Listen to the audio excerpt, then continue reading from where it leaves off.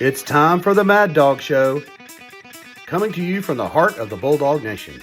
The MadDawg Show is proudly sponsored by Alex Smith Garden Design, Griffin Lumber and Hardware, The Sanford Company, Sellers Construction, Bib Distributing, Butler Automotive, Pelicano Construction, The Dog Bone, Go Clean Co., Macon Monogramming, Fincher's Barbecue, Bulldog Illustrated, Cranford Chiropractic, Walthall Oil, and now, here he is, the MadDawg. So thrilled to have back Dari Nowkhah, SEC Network lead anchor, public speaker extraordinaire. He's got radio shows, he's got podcasts, he's got a wife and 4 kids. He's an Oklahoma Sooner grad. He's a man in demand and a man on the go. He's Dari Nowkhah, ladies and gentlemen. Welcome back. Thank you, my friend. It's good to be back, man. I appreciate you hanging out while I'm driving home from Macon, man. So thank you. Well, I appreciate you, coming on the podcast with little old me, and it just shows how generous you are with your time. And I think it's another reason why you just connect so well on the SEC network when you're doing, whether it's SEC final or just covering the many sports that you do, is you just give off this vibe of like this is just some dude that would I would just love to hang with. If we were just sitting around chopping it up over a game. He's just a dude, and that's what just makes you so, I think, endearing to your fans. I appreciate that, man. I do. My wife Jen does a great job of making sure that I don't ever have any sort of real ego, which is awesome. Um, it's funny because like I've heard that before, and it's about as good a compliment as I could ever get because I don't ever want to come across as better than anybody or thinking I'm better than anybody or as a know-it-all. I'm perfectly fine being completely wrong, but I think it also, like, at least on the TV part of it, comes because, like, for instance, on the football side, Doring and Watson and I are like truly all incredibly good friends, and we give and take so much crap from each other, and we never let anybody of the three of us kind of get away with that kind of behavior or mindset that would rub people the wrong way. So I think we all kind of hold everybody in check, and I think we all I know I certainly appreciate what I get the opportunity to do for a living, but I'll never be the person who identifies myself by the station I'm on, by a show that I do, or by as being an ESPN employee. I'm fortunate to have the opportunity to have the kind of career that I have, but it is my career. It's not, my everything. Yeah, and that's good because it can't be your everything. And I've got a wife who's similar on the ego thing. Not that I have any reason at all to have an ego, but if I at all act a little bit cocky, not even in public, just around the house, she'll immediately Right, just right. knock me down about 8 pegs. Um, Yeah, so yeah. they used That's to a say good thing, though. behind It's every a man good thing. they used to say behind every man stands a great woman. Well, I think pretty much they stand beside or in front of us if you marry properly. People always tell me, like, David, you should lead with your wife. Like, you need to be one behind her. Yep, yep. I would say the same for me, for sure. So, not that you need anything else on your plate because you said at the Macon Touchdown Club last night, which, by the way, again, you did a great job. It's clear you've made a ton of relationships in that room. It was like you were just hanging out, at the tables around everybody eating dinner. But man, your voice, we've talked about this. You've got just this iconic, great voice. Why don't you, and I'm kind of joking here, but it sure would be awesome if you announced some games. Like, how cool would it be if you and CD and B Dub maybe announced a game or two during the year? It would be fun, man. Thank you. I'm hanging on to the voice right now, man. So much TV and radio over the last few days. It's kind of struggling to stay with me, but I appreciate it. I do. It's been a few years, but I have called a lot of SEC baseball and SEC basketball over the years, Right, I and knew there's that. always but football, I called 3 football games over a couple of year period. Like, it was actually before I was still in Bristol. So it's probably like '09, maybe 10. And I'll be honest, like, I don't love calling football. I love calling basketball. I love calling baseball, and I love doing it in this league. Maybe part of it was I was calling football in like the MAC, right? So I'm calling I'm calling Wednesday night games at an empty stadium in Akron or Oxford, Ohio. So it's different, but I love being in studio, honestly, during football season and hanging with those guys and just watching all these games, almost like we're sitting in a sports bar, but we don't have the beer, and Right. I wouldn't give that up to go call a game really for anything. I think it'd be Okay. fun if I got the chance to call a big time football game, but it isn't really something I'm dying to go do, honestly. Well, and I figured you would say that, but with the advent of technology, Oh man.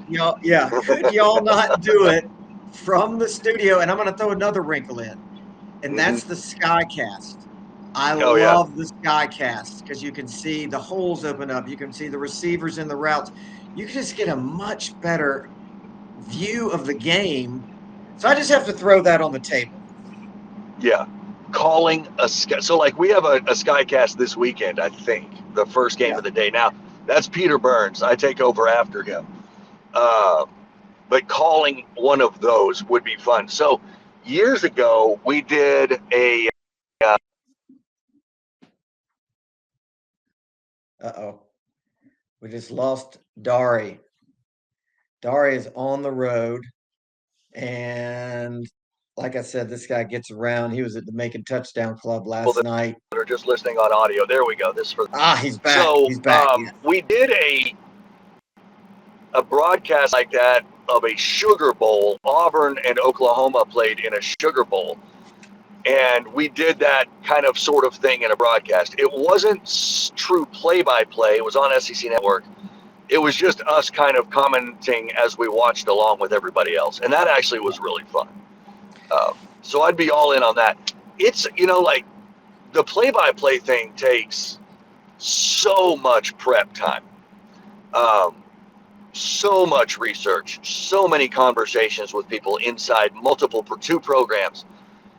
That's just not a amount of time that I really have right now Right. anymore.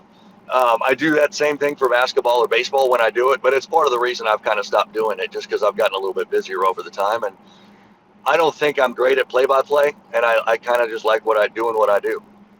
Well, and I get that. I mean, all the prep time that's got to go in, learning players, numbers, and there's probably a zillion things that I don't even know. But even if it was just you and Did I lose CV, you? I may have lost you. I haven't lost you. I can see you. All right, you. Now I don't see you, but I sense that you're there somewhere out on the Oh, there we highway. go. I Yeah. got you. I lost you for a bit. I'm sorry, David. All right, no problem. So just keep that in your mind that the fans would love that. That's the dream. You, Doring, Appreciate that. Watson, Skycast.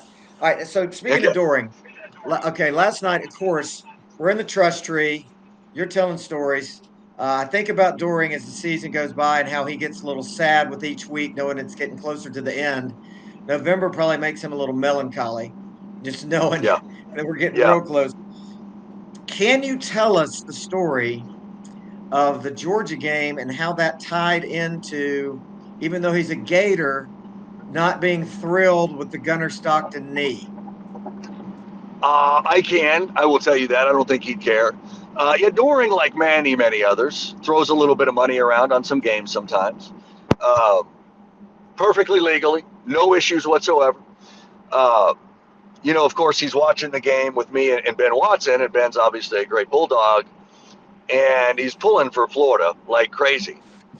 But he had a little invested on Georgia to cover the spread and to hit the over. And we Right. all know what happened so I hear him at the end of the game. At this point, he's conceded that Florida's lost the football game.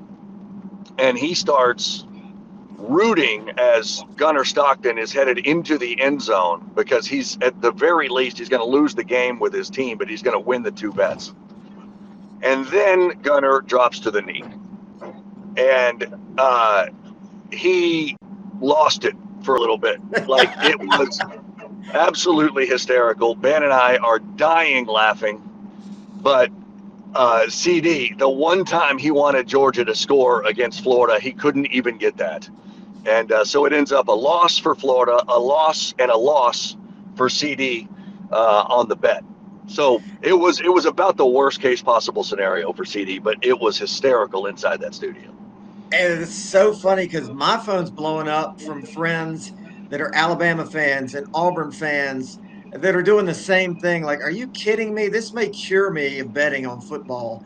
Is this new style of not scoring at the end of the game?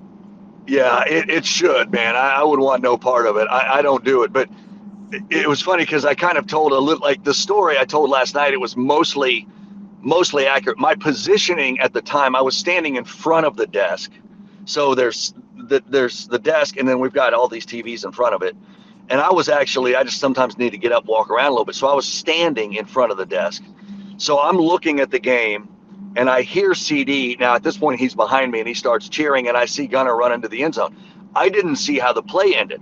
So I turn around, and I hold up a 5 to give CD a high five, because at the very least, he won the bet. So I didn't see Gunner take a knee. My back is to the play. CD's like, no, blank that. Oh, and then he starts, and then I turn around and I see Gunner on his knee. So that's how I saw the play develop. But it was absolutely hilarious, man. Oh my gosh. Oh, there's so many people in that same boat. That's another very relatable story. All right, let's play a little game called Coaching Carousel. And I Oh my. threw. Okay, hang on one second. All right. I'll be right back. I'm here. I can hear you. Okay. So I threw at you early in this thing a Yep. wild card. Can you hear me? I got you, man. Okay. So I threw out at you James Yep. Franklin of Florida. You said you don't see it. Do you still not see it? I don't see it. No way. I don't see it. I think if that was the move Florida was going to make, it would have been made by now. Okay. So I don't see James Franklin of Florida. Yeah. He's pretty fascinating. I don't really know what to think. I mean, this Virginia Tech thing was a really big deal for a couple of days. And my only is that he's waiting for something else. And so then I thought maybe he was waiting for Auburn. But John, the AD at Auburn, in his press conference yesterday, said something along the lines of how long the search would take, because anybody outside the current Auburn staff that would be considered will be playing football late into the season, which ruled out, to me, James Franklin. It ruled out any rumors of Jimbo Fisher. It knocked out anybody that's on the market right now. So that, combined with the fact that Florida hadn't made that move yet, just kind of leads me to believe that's not going to happen. All right. You brought up Jimbo Fisher. Where in the world could you see him possibly landing? I don't see him in the SEC. I don't think that's a move that anybody that's currently open makes. Ooh. Right. Ooh, he didn't like that answer, that your doggy there. She heard an acorn hit the roof, and she'll freak out. Lulu. I hear you. She actually looks like a Mississippi State bulldog. May have to let really? her out. Yeah. So I don't know, man. I don't see it in the SEC, to be honest with you. I don't know where I see Jimbo, unless Florida State brings him back if they make the move on Norvell. But I have a hard time seeing him in this league. Yeah, that was one of my questions. Is what do you think Norvell's going to be at FSU next year? I still think, obviously, their AD, Mike Alford, is willing to see how the season plays out, right? They looked much better last week against Wake Forest. I know Clemson game's probably a big one this weekend for them. I think if Norvell finishes with a nice little streak of wins and there's optimism around the program and the direction it's going, I don't think they make that move. I mean, at some point we do have to realize, and ADs have to realize, there's a lot of really good jobs out there right now. And there's a lot that are open that are not great jobs. Florida State would certainly be ahead of a lot of them. But you aren't going to get your first pick most of the time. And I think if they finish well, I think Norvell will be fine.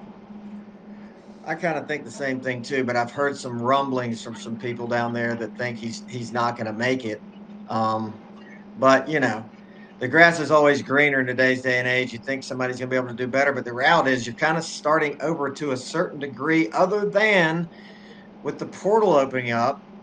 You can have guys leaving and a chance to bring in guys from the new guy coming in. So it's just all these different factors playing into this thing, which just makes it crazy. Yeah, I mean, I think that Kurt Signetti kind of set a new bar on what to expect out of the gate with a coaching change, because he brought a bunch of his James Madison players with him, and they somehow are have discovered that they can play in the Big Ten, and hit the portal hard with a really keen scouting eye and understanding needs and how to fit that into his system financially and schematic. He hit a home run out of the gate. I think that's an example that ADs are going to look at and say, who says we can't win really quickly if we make a coaching change? It's just one of those things of this game that's different now. That brings up an interesting point, because I think you can do that a lot easier in the Big Ten than you can the SEC, because to me, that is a weak conference where you've got teams like Ohio State playing 2-game schedules. Now Penn State's no good. So, who has Ohio State played this year other than a Texas team who is not as good as we thought they were going to be? I don't see anybody able to come in and do that in the SEC in 1 year.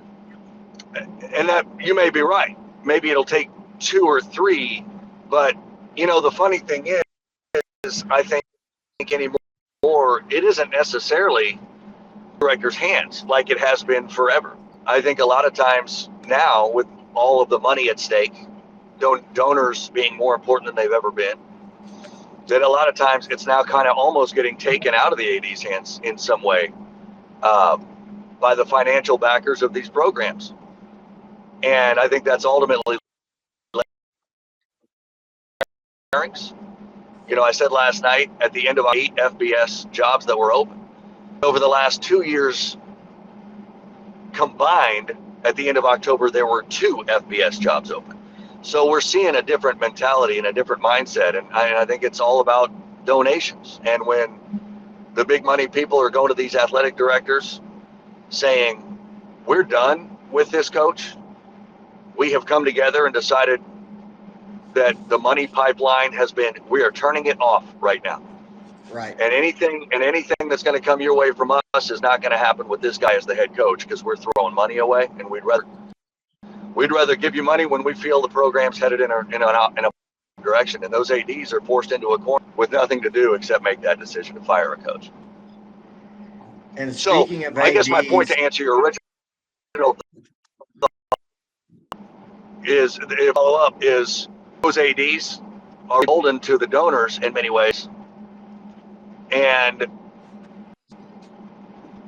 those donors are going to be of the belief that, yeah, Indiana did it and we can do it too. Whether or not it's feasible doesn't matter. Well, that's the perfect segue into LSU. And that wild situation there, obviously with their AD, Scott Woodward, and him being tied into 2 of the biggest buyouts in history with Jimbo and Brian Kelly. Now they're looking for an AD. The interim guy looks pretty strong to me. I liked his fire. I liked his passion. I guess you got to start with the question, would Lane Kiffin leave and go there? To LSU? Yeah. I don't think so. I don't think he goes there. Yeah, I don't know that he wants any part of what appears to be a bit of a train wreck right now.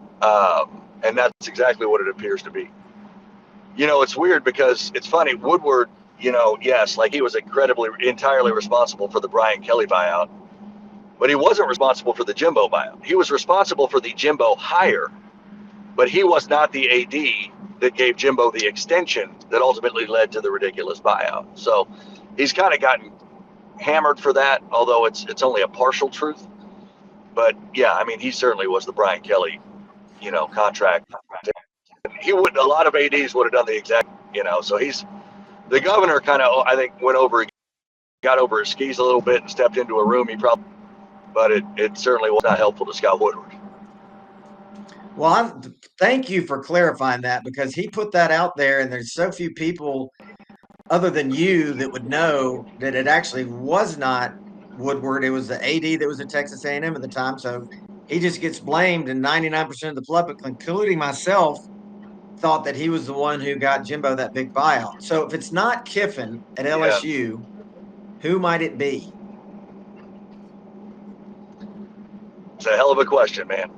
By the way, and I think Ross Bjork was the AD that got, but I'm not 100%. I believe. I don't know. I don't know. They're just not. I think LSU's a program that's going to absolutely find a guy that's currently a head coach, and I think they would like to find the guy that's currently a head coach at a Power 4. But that person's going to have to see that program as being stable. And I think that's where they're going to have a hard time convincing. But they'll find somebody. Now, the name that I've heard the most is Marcus Freeman from Notre Dame.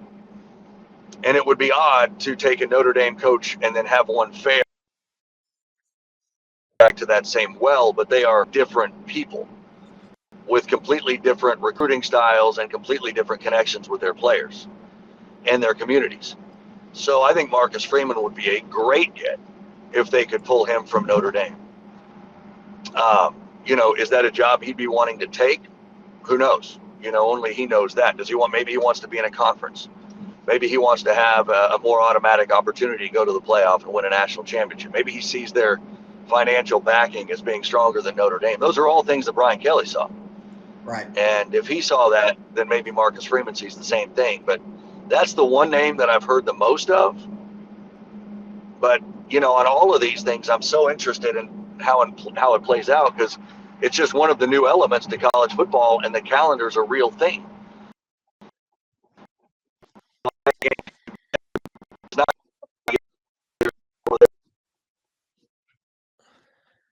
for the playoff before they get a bad look for that coach. And so how does this work with signing day, the transfer portal opening up, and and people holding off on the program until they have a coach? I usually don't like anything Notre Dame. I was not a fan of Brian Kelly, but I am a fan of Willingham. I think it's just Freeman. I think he's just a great coach, just a total class act. And you bring up a great point, which is he might want to be in a conference, because at some point, if you're maybe even this year, a 2-loss Notre Dame, you might get left out of the party just because there's too many people already at the party and not enough invitations to go around. So it's well, and you don't have a schedule that's strong enough to support a 10-2 team unless the committee deems otherwise, which that's completely up to them on how they see that. But Notre Dame too, you would rather be 10-2 with a more opportunity for high quality wins, and they don't have those. They better pray Miami starts winning some football games. And that A&M keeps winning too. Yeah, absolutely. Yeah. I mean, it would help Notre Dame's case if there were 2 wins, or if their 2 losses were to playoff teams. I have to believe Miami is done. I don't think that's going to be a playoff team, because there are too many teams in their conference that are ahead of them.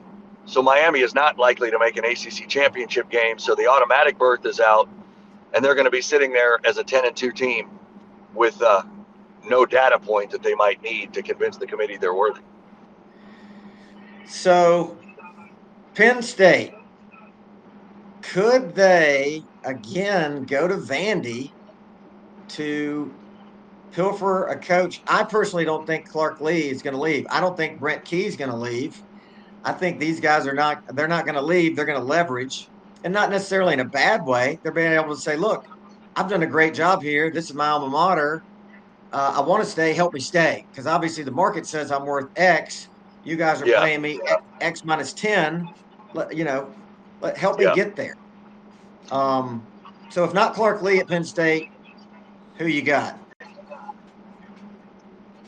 It's unreal, man. Like, it's funny, when Nebraska signed Matt Rule to that extension, the buyout of that extension is $15 million, which is like chump change in the world of buyouts. Right. So do we still eliminate Penn State from the Matt Rule equation? Like, I don't know if we do. I mean, a $15 million buyout is absolutely manageable by Right. them. So I wonder if he's still out there. Now, at some point, though, there's going to be the narrative with him, like there was with Scott Frost, that you can't win close games at Nebraska. They've lost 29 straight to ranked teams. That's not all Rule, but that's Frost and Rule. So, what's the appeal of Matt Rule to him? I think Clark Lee is going to have many opportunities to leave. And I, like you, hope that he stays. We'll never know what Vandy pays him. It's a private school. They don't have to tell anybody, and they won't. But, there's a lot of alums that are doing great jobs at their schools. Clark Lee is one. You mentioned Brent Key is another one. Kenny Dillingham at Arizona State is a really interesting one, and I could see him popping into this league somewhere.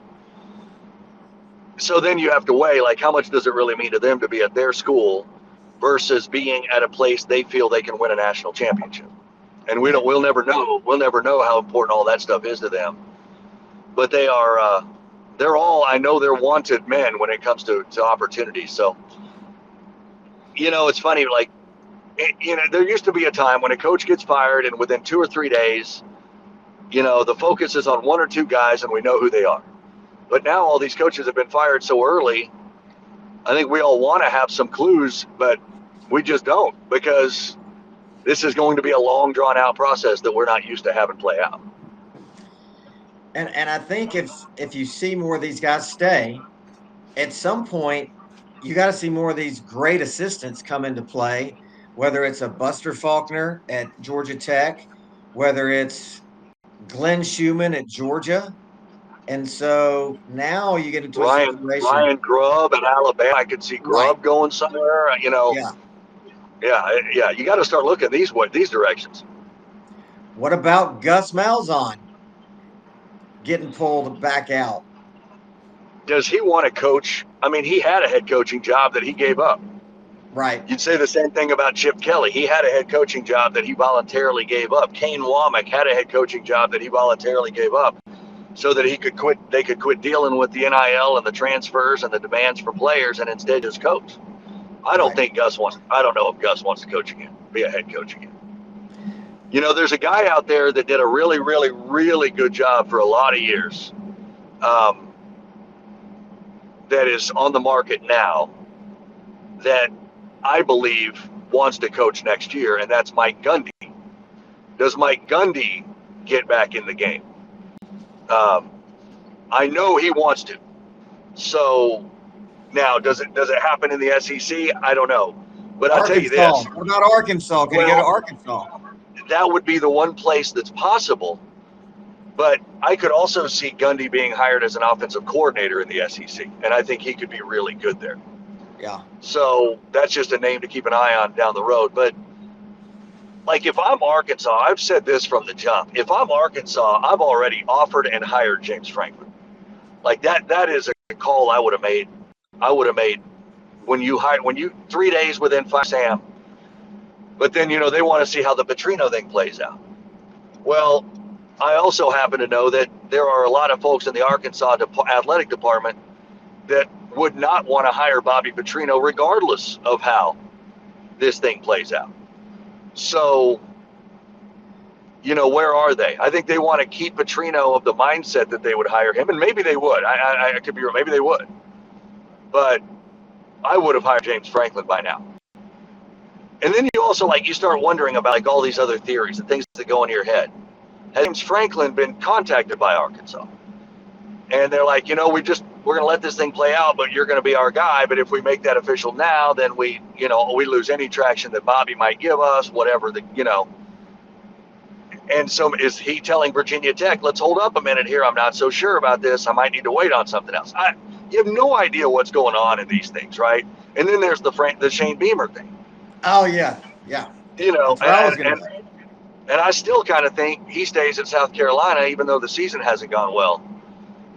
But why has Virginia Tech not made a James Franklin announcement? So it's so hard to understand like really what's happening. It's kind of a fun game to play, but I don't know that we know a thing. Yeah, I mean, it's literally a parlor game to go on, at cocktail parties or really sitting around the water cooler, and there's just so many chess pieces, and you Yeah. kind of need one domino to fall somewhere to give you some kind of direction or where everything else might go. And All I'll right, tell you this: there's going to be a domino that falls that like none of us see yeah, coming, and that's going to throw everything else out of whack because there will be something's going to happen that nobody sees, and it's going to be a big one. I don't know where, but yeah, everything we think we know, we don't know. I mean, could it be something crazy like Dabo is out at Clemson? I don't think that happens unless he decides he wants to go. Right. Um, I just think like there's Florida and Penn State and maybe LSU are such mammoth jobs that I think like Lane Kiffin, I still have this feeling he goes to Florida. I really have a feeling he goes to Florida. So Ole Miss would be open. It's a pretty good job. But like a Penn State, I think is going to take a swing at anybody.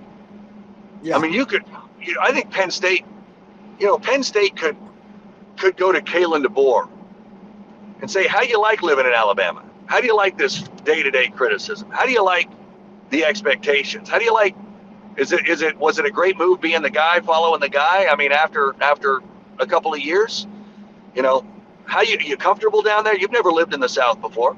You could just go down and you could poke around and you could ask all these questions and maybe they get an answer that they like to hear. I'm not suggesting that that's happening here, but I'm just, you're going to kick you're going to kick all the tires, man. You put so much money into this now, and now, buyouts are what they can be. But why not kick the tires on that? I think Kalen DeBoer's a great coach. Maybe he's more comfortable out of the South. Maybe he's, I really have no idea, but I'm just saying like somewhere a domino is going to fall. Right. I agree with you. All right, just shifting gears. I've got something that's going to maybe be considered controversial, but you probably won't consider it that, and that is the targeting rule. Oh. I think it's kind of broken. I think a full game suspension just is dumb. It doesn't make sense. The NFL doesn't do it that way. Yeah. I get tired of the announcers going, well, like in the Georgia game, they're like, well, we're really just trying to protect KJ Bolden from himself. Well, I mean, are you? How many times do you see a targeting penalty where the guy targeting actually gets hurt? Like, like people get hurt more, blocking and tackling. And I mean, I've got all kind of Yeah, but it's outside the the box. I got outside the but box it's ideas. I'm not saying okay. Well, it's eliminate. the yeah. I mean, it's the of head down, smashing directly into something that's hard, and the spinal injuries that could feasibly happen because of it. But yeah, I understand. There's a million other injuries. I think it's more the brain/spine injury they're trying to prevent with it. Right, but at the same time, so many times you got a guy going in to make the tackle, and it's the offensive guy lowering his head too. So I That's mean, right. he has Yeah. just as much of a part in it. Yeah. So it's like, or like I'll give it to you another example. Last year, Georgia Tech, it's a huge controversy that Dirty Dan Jackson lowered his head on the play that knocked the ball loose from Haynes King. Well, you could never see that on the replay where his head actually was. I mean, in your mind, if a guy lowers his head to hit the ball on a guy who's not defenseless and running the ball, should that be targeting? No, I would say no. I would say that the rule gets tweaked every year too. Right. I'm with you. Like I don't. I like the intent of the rule, but I think my bottom line on targeting would be there have to be levels of targeting, right? So not all targetings are created equal. There's letter of the law targeting, and then there would be, what would be perceived intent of the targeting. Right. Was the letter of the law targeting, where you don't necessarily think he's just trying to injure somebody, but he's trying to make a tackle and he might have lowered his head a little bit too much? That's a 15-yard penalty, and you're not kicked out of the game. Then there's the perceived intent, right? You see a guy, he's a receiver, he's standing there, he's got a defender wrapped around his legs, but he's not going down, and then here comes a guy that lowers his head, launches from the ground, and makes head-to-head contact. Well, that dude should sit for the next game, I would say. So I think there need to be levels of targeting, but one targeting for all doesn't make a lot of sense to me. What about if in lieu of sitting for a game, they could sit the next 3 series? They could sit for a quarter. They could have a timeout taken away from that team. They could have a 20-yard penalty. There's everything under the sun that you could do other than suspending the guy for an entire game, unless it's just egregious. He's hitting a defense head-to-head against a defenseless receiver. But just this automatic, he's out for a game. To me, that's just too punitive. I do hear you. I mean, it's, for some of them it is. I do think for the most severe cases, though, I'm okay with the punishment as it is in the most severe, egregious cases. All right. Let's table that. We need to talk about the fact that you have in your hand one of the most powerful things that every fan would love to have, and that's a Heisman vote. Now, I would submit to you that, good though they may be, that Ohio State's and Indiana's quarterbacks are playing against lesser talent, lackluster opponents. And so you got, your Ty Simpsons, your Marcel Reeds, your Diego Pavias, and some might even say your Gunnar Stocktons that are playing real teams week in, week out. They're not padding their stats against these, Purdue Boilermakers of the world. And the level of competition, it just has to matter. It has to. It does. I think it does. I know it does to you. But for your average fan that doesn't really know anything about football, they see, these guys out there, that are not Lamar Jackson. They're not Cam Newton. And granted, nobody is right now, right? But they're just not playing the same kind of competition. And so I think it almost has to be handicapped for you as a voter. And I just wondered if you see it that way. So I'll tell you how I vote, David, and then I'm going to have to jump off because I've got a work call I have to get on in 2 minutes. Yeah. I hold off on virtually every bit of it until we're like in week 12 or 13. And then I have a spreadsheet. And I put all of the feasible names on the spreadsheet. And I usually go way above. I'll go 14 or 15 deep. And then I'll have a column with their statistics. Then I have another column with their statistics in what I would deem big games. So I will look at, for instance, Indiana. How did Mendoza do against Oregon? How did he do maybe on the road at Illinois? How did he, and I'll find what I would consider big games. And how many of them were there? And then I'll do the same, and I'll do that for everybody. Then I'll go through and I'll make a column with like most memorable moments. And that might be a couple of individual plays. It might be, the 40-yard dime, dropped on 4th down from Ty Simpson in a big moment. It might be whatever memorable plays that person had.